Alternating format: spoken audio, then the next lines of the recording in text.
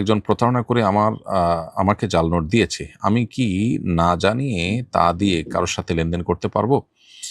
কেউ যদি আপনাকে জাল নোট দিয়ে থাকে তাহলে তিনি অন্যায় করেছেন, গুনাহ করেছেন। এখন আপনি এটা আবার আরেকজনকে দিতে পারেন না। কারণ আপনি যাকে দিয়েছেন তিনি তো কোনো অন্যায় করেননি। যে আপনাকে দিয়েছে আপনি তাকে যদি আবার দেন তাহলে সেটা জায়েজ হতে পারে। কিন্তু যে আপনাকে দেয়নি এরকম একটা মানুষকে আপনি দিলেন তাহলে তার তো কোনো দোষ নেই। একজনের দোষ তো আরেকজনের ঘাড়ে আপনি চাপাতে পারেন না। তো এইজন্য এটা জায়েজ হবে না।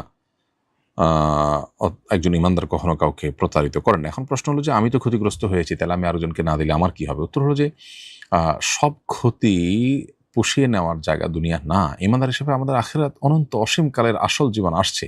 সো এখানকার যে ক্ষতিটা পোষাতে গিয়ে আল্লাহর নাফরমানি হবে সেটা যদি আমি এভয়েড করি, আল্লাহ তাআলা এই ক্ষতি আমাকে বহুভাবে পুষিয়ে দিবেন আখিরাতে ইনশাআল্লাহ। অতএব ইমানদারের কোনো হারাবার কিছু নেই।